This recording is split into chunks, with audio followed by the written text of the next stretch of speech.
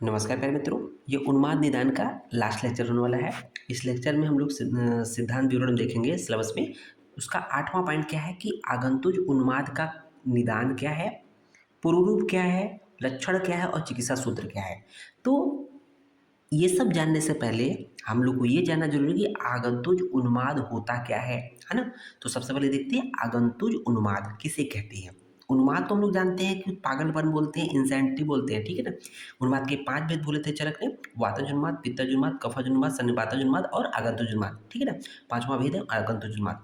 तो देखेंगे सबसे पहले आगंतुज उन्माद कहते किसे हैं कि जो उन्माद दोषज उन्मादों अर्थात वातज, पित्तज, कफज, सन्निपातज। दोषज उन्माद मतलब वातज, पित्तज, कफ, सन्निपातज के कारण पूर्व लक्षण वेदना उपसय से विशेष अर्थात भिन्न हो। कहने का मतलब उन चारों से भिन्न है, वातज, पित्तज, कफ, सन्निपातज से भिन्न है ना। एवं लक्षण वाला हो, है ना, उसे आगंतुज उन्माद कहते हैं। मतलब उससे भिन्न का ये सब हो, उसको हम लोग आगंतुज उन्माद कहते हैं, ठीक है। तो जो दोषज उन्माद होते हैं उससे भिन्न कारण, पूर्व लक्षण, वेदना इत्यादि सब कुछ मतलब भिन्न है, उसको हम लोग उस आगंतुज उन्माद कहते हैं। हम लोग जानते हैं कि अब इस तरह के कारण की बात करेंगे तो वेरी वेरी इंपॉर्टेंट है, पूछा जाता है कि आगंतुज उन्माद का कारण क्या है। तो आगंतुज उन्माद का कारण प्रज्ञापराध होता है बच्चों, प्रज्ञापराध। ध्यान दीजिएगा, आगंतुज उन्माद का कारण प्रज्ञापराध आपके एमसीक्यू में पूछा जाता है, आप अदर भी कॉम्पिटेटिव एग्जाम में पूछा जाता है। एक्चुअली होता क्या है, प्रज्ञापराध क्या है कि प्रज्ञा मीन्स होता है बुद्धि, अपराध मतलब अपराध हो गया कि बुद्धि के द्वारा अपराध, अर्थात बुद्धि मतलब जानबूझ के द्वारा अपराध। तो होता क्या है कि जब कभी हम अपने गुरुजन का अपमान करते हैं, कभी बड़ेजन का अपमान करते हैं, कभी देवताओं का ब्राह्मण का मतलब एक तरह से अपमान करते हैं, गाय का मतलब एक तरह से अपमान करते हैं, तो वो होता क्या है कि फिर हमें श्राप लगता है, श्राप लगता है। कहते हैं ना कि ऐसा करने से ऐसा हो गया, तो इस तरह का वो व्यक्ति पकड़ा जाता है, उसको बोलते हैं आगंतुज उन्माद। ओके, उसके पूर्व रूप की बात कर लेते हैं कि उसकी क्या क्या हो सकता है ना। लक्षण उत्पन्न से पहले से क्या क्या पूर्व रूप आ सकते हैं। तो देवता, गौ, ब्राह्मण, तपस्वियों के मारने से अधिक प्रेम रखना। मतलब कहने का मतलब इनको मारेंगे तो इसमें अधिक प्रेम रखेगा, किसमें, मतलब उसको अधिक प्रेम रखेगा किसमें, देवताओं को, गाय को, ब्राह्मण को, तपस्वियों को, उनको अधिक मारने की चाह रखता है, उसको खूब पिटाई करता है या उसको कहते हैं ना उसको मार देगा, ऐसा उसकी भावना होती है। क्रोध बहुत करता है, ठीक है ना, इनसे क्रोध बहुत करेगा।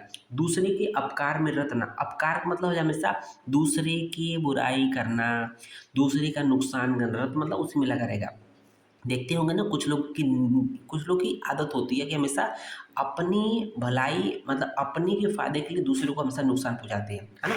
तो दूसरा बेचैनी, ओज, वर्ण, छाया अर्थात कांति, बल और शरीर में उपताप होना, ये सब चीजें पाई जाएगी। साथ ही साथ स्वप्न में क्या देखेंगे कि देवादि ग्रहों द्वारा, स्वप्न में उनको ऐसा लगेगा कि जैसे देवता आदि ग्रह द्वारा धमकाया जाना, मतलब देवता आदि उसको धमका रहे हैं, और प्रेरणा मिलना, या देवता आदि जो ग्रह होते हैं, देवादि ग्रह उसको प्रेरित करते हैं कि ये काम करो, या धमका रहे हैं कि ऐसा करो ऐसा मत करो। ओके, अब देखते हैं आगंतुक उन्माद के लक्षण की बात कर लेते हैं। तो जितना, कहने का मतलब ये डिफरेंट बिल्कुल होता है, ठीक है।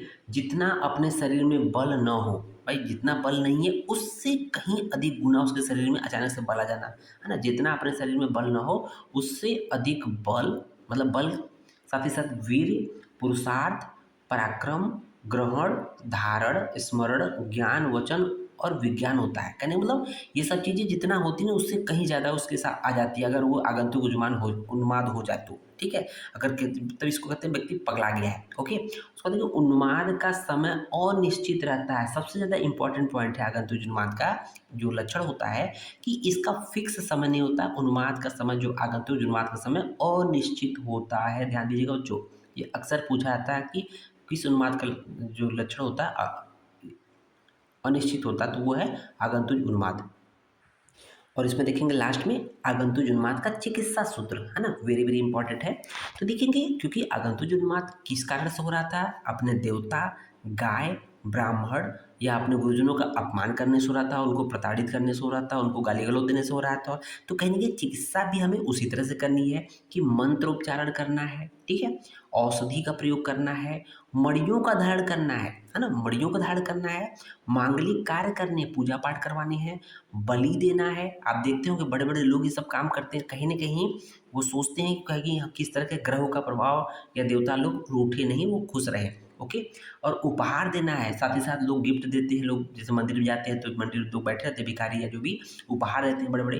होम मतलब घर पे होम कराएँगे, नियम का व्रत, प्रायश्चित, कुछ चीज़ों का प्रायश्चित करने के लिए कहीं चले जाते हैं, कहते हैं मैं प्रायश्चित कर रहा हूँ। उपवास करते हैं, स्वास्तिक वाचन करते हैं, प्रणिपात अर्थात देवादि ग्रहों के प्रति नम्रता का व्यवहार रखते हैं, क्योंकि देवादि ग्रहों को गाली देने से, उनको मारने से, उनको पीटने से ही तो ये कार्य बना हुआ मतलब ये उत्पन्न हुआ था। इनके प्रति नम्रता का व्यवहार करेंगे अर्थात इनके प्रति बहुत ही आदर भाव रखेंगे। तो ये कुछ आगंतुक बीमारी का चिकित्सा सूत्र है। बच्चों, उम्मीद है ये वीडियो पसंद आया होगा। धन्यवाद।